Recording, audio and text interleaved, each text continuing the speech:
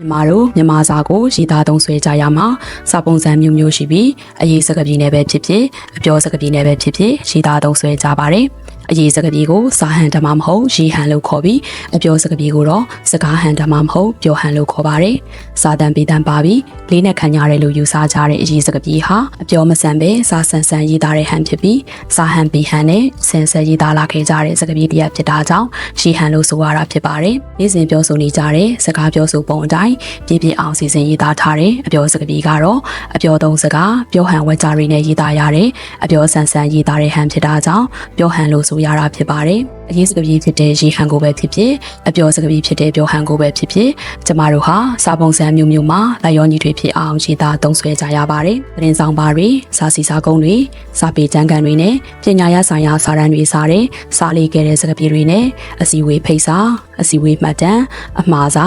အစီရင်ခံစာ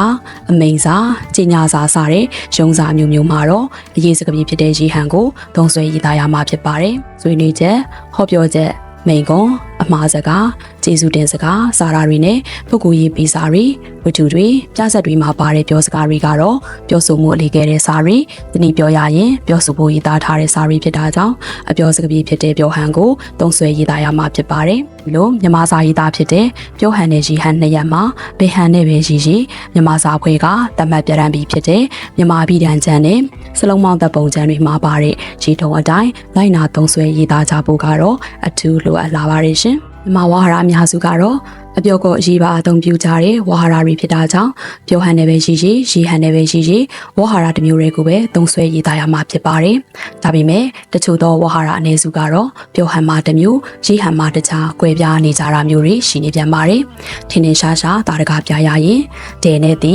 မင်းနဲ့မြီရဲနဲ့ဤဟူနဲ့လိုကဲသူနဲ့လိုတို့လိုဝါဟာရတွေပါ